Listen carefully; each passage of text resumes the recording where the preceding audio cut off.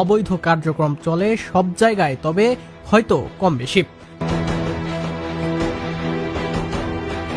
তবে এ কেমন অঞ্চল? মাত্র 1 কিলোমিটার এলাকায় একটি নয়, একে একে 6টি আবাসিক হোটেল, যেই হোটেলগুলোতে দিনে রাতে দেহ ব্যবসা থেকে শুরু করে মাদক বাণিজ্য পর্যন্ত করে আসছেন। এই হোটেলগুলোর ভিতরের দৃশ্য তুলে ধরতে গেলে দেখা যায় অল্প বয়সের মেয়েদের দিয়ে জোরপূর্বকভাবে নামানো হচ্ছে অর্থনৈতিক কার্যক্রমে। একাধিক সূত্রে জানা যায় শুধু এখানেই নয়, এমনকি রাত হলেই জুয়া এবং নেশার আসর বসিয়ে দেন সরাসরি। জানা যায় কুমিল্লা সদর উপজেলার আমতলী এলাকা থেকে জাগজুলি বিশ্বরোড পর্যন্ত মোট 5টি হোটেল অবস্থান করছে এবং এই আমতলী এলাকা থেকে জাগরজুলি পর্যন্ত মাত্র 1.25 কিলোমিটার।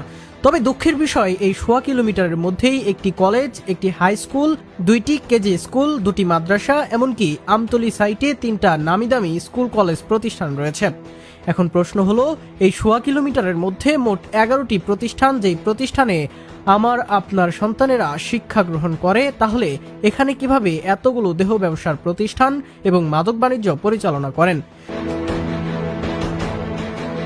তবে জানা যায় এটা একটাই ইউনিয়ন এবং এই ইউনিয়নের নাম 2 নং উত্তর দুর্গাপুর, আর এই ইউনিয়নের মধ্যেই এই ধরনের কার্যক্রম চালিয়ে যাচ্ছে। সুশীল সমাজ ও সাধারণ মানুষের অভিযোগ, এদের কারণে আলেখারচর বিশ্বরোড বা আশেপাশের অঞ্চলগুলো ডাকাত এমনকি ছিনতাইয়ের মতো বড় বড় ঘটনা ঘটে যাচ্ছে। তাই অতি দ্রুতই এই হোটেলগুলো বন্ধ করার জোর দাবি জানাচ্ছে।